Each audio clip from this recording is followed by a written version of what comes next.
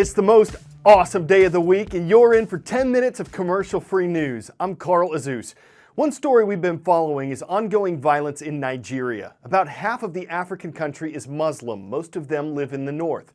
40% is Christian. Most of them live in the south.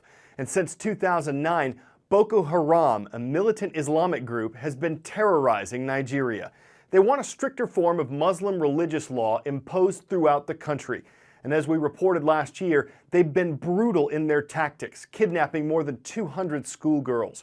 Boko Haram has targeted civilians, churches, government buildings, sometimes using children to carry out their attacks. Local officials say Boko Haram recently murdered as many as 2,000 people in recent assaults on northern Nigerian villages.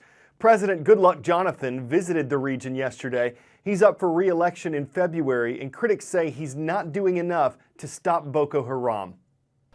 We've been talking to soldiers here, and what they tell us is a very, very worrying and troubling picture. They say they're being outgunned, outmanned, out-resourced by Boko Haram. When they get on the battlefield, Boko Haram, they say, have big anti-aircraft guns on the backs of trucks.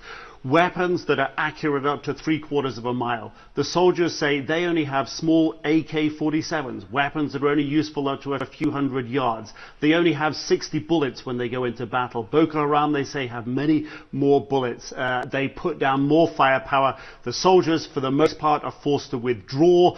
The soldiers even have to pay for their own uniforms. They don't have flak jackets and helmets in many cases. So they are being beaten from the battlefield by Boko Haram. Their morale is low, and this is one of the reasons that Boko Haram is able to make the gains that they're making, and that the military's successes are really rather few and far between. Over to Belgium now, where government officials say they just prevented a major terrorist attack. Yesterday, police raided a building in Verviers, a city in eastern Belgium. They were looking for a suspected terrorist cell, a small group of people waiting for orders to attack. A Belgian justice official says the terror suspects immediately started shooting at and attacking police. Authorities killed 2 of the suspects. A third was injured and arrested. Belgian officials say the 3 suspects have been under surveillance for a while. Some of them are believed to have traveled to Syria, where the ISIS terrorist group operates.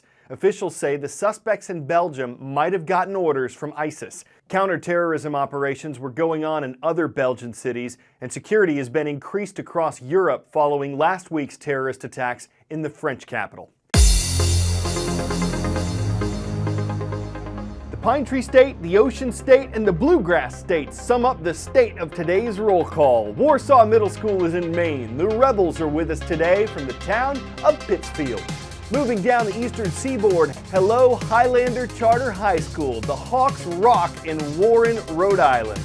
And Lebanon's a city in central Kentucky where it's always nighttime. The Knights of Marion County High School round out our roll. Up next, a letter, one that could fetch as much as $6,000 when it goes up for auction later this month. Why? It involves the Titanic, one of the most famous shipwrecks in history.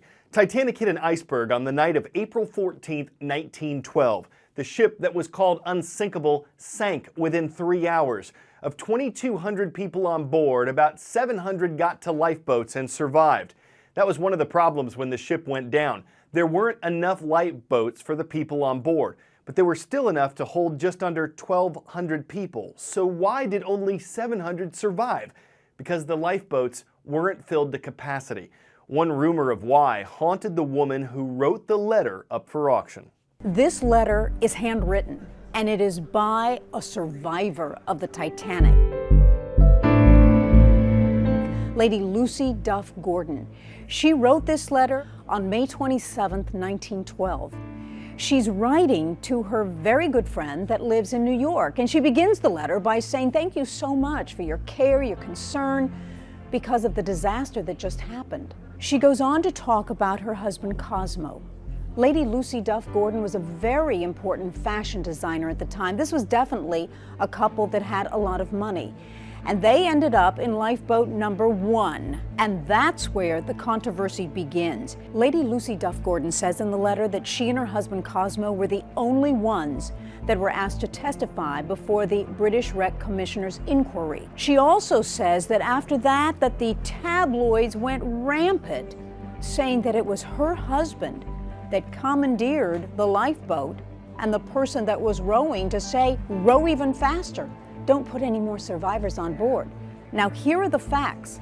That lifeboat could hold 40 survivors. The fact of why there were only 12 survivors in that lifeboat and not 40 has never been corroborated. But Lady Lucy Duff Gordon, in this letter to her friend in 1912, says that her husband never got over the rumors, that it affected him for the rest of his life. She says, quote, that he was brokenhearted over the negative coverage for the rest of his life. See if you can ID me. I'm a U.S. national park that features waterfalls, meadows, wilderness, and giant sequoias. I'm home to Half Dome and El Capitan. You'll find me in California's Sierra Nevada mountain range. I'm Yosemite, and I'm visited by more than 3 million people each year. Towering over part of Yosemite is a rock named El Capitan. One part of that rock is its Dawn Wall. It's incredibly steep, and it doesn't have a lot of cracks or seams. That makes it tough to climb, especially free climb, using only hands and feet. After 2.5 weeks, 2 men completed that climb yesterday. They slept in tents that hung from bolts in the granite. They had friends climb with ropes to bring them supplies, but the free climb was all their own.